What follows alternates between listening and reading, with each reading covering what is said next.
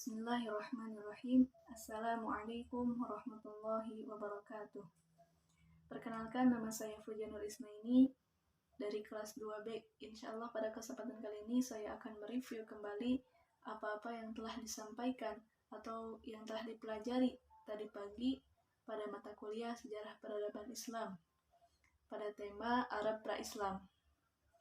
Sebelum agama Islam datang, bangsa Arab ini telah mempunyai berbagai macam agama, adat istiadat, budaya, akhlak, dan peraturan-peraturan hidup. Dan agama Islam pun datang dengan membawa hukum-hukum, akhlak, peraturan-peraturan hidup. Karenanya seringkali terjadi pertikaian antara agama Islam dan agama jahiliyah. Nah, bila kita lihat dari letak geografis Jazirah Arab ini berada di benua Asia bagian barat, tepatnya di Timur Tengah, berbatasan langsung dengan benua Afrika dan benua Eropa. Secara garis besar, wilayah Jazirah Arab ini bisa dibagi menjadi dua, yaitu bagian tengah dan bagian tepi. Bagian tengah ini adalah daerah pegunungan yang jarang dituruni hujan. Penduduknya disebut dengan kaum Badui atau penduduk gurun, padang pasir, yang dimana penduduknya ini sering berpindah-pindah tempat, nomaden, mengikuti arah hujan, mengikuti di mana adanya padang-padang rumput di sana.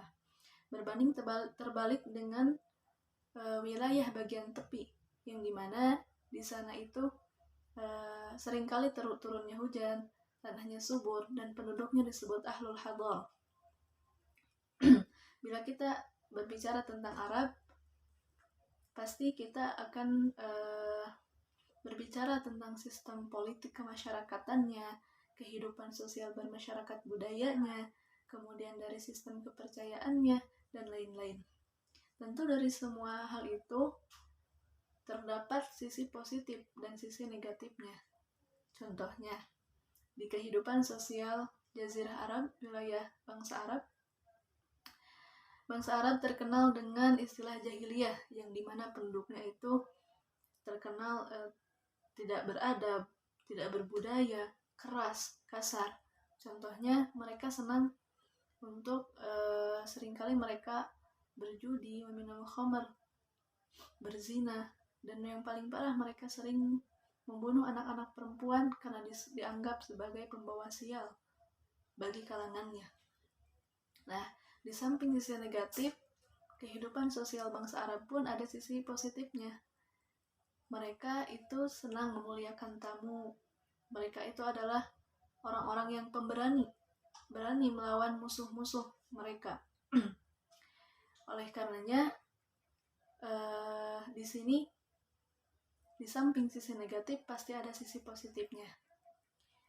Di hal lain, dari segi kepercayaannya, bangsa Arab pra-Islam telah mengenal akan adanya Tuhan yang Maha Esa, karena mereka kerap kali kedatangan dakwah, kedatangan utusan-utusan Allah untuk menyampaikan dakwah bahwa tidak ada Tuhan yang patut disembah, hanya Allah Subhanahu wa Ta'ala.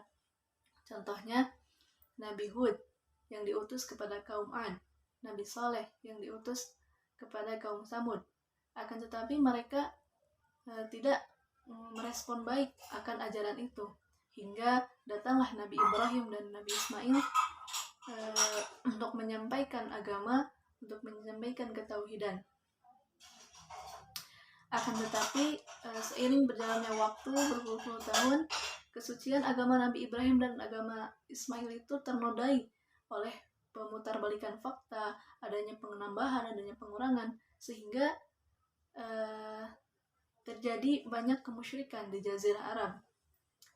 Diketahui bahwa di Jazirah Arab terdapat 360 berhala yang di sekeliling Ka'bah, di mana ada 4 berhala yang paling besar, yang terbesar yaitu berhala Lata, Uzza, dan Manat, dan Hubal.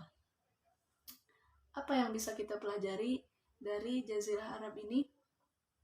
Bahwa Rasulullah Shallallahu Alaihi Wasallam bersabda, "Innama bu'istu limakarimal akhlaq." Sesungguhnya aku diutus untuk menyempurnakan akhlak. Kenapa di sini kata-katanya menyempurnakan? Karena bangsa Arab di sisi selain sisi negatifnya masih ada sisi positifnya akhlak. Oleh karena itu kata-katanya tidak mengubah akhlak, akan tetapi menyempurnakan akhlak. Setelah itu mengajarkan ketauhidan dan lain sebagainya. Mungkin sekian review dari saya. Mohon maaf bila ada kesalahan. Billahi taufiq wal hidayah. Wassalamualaikum warahmatullahi wabarakatuh.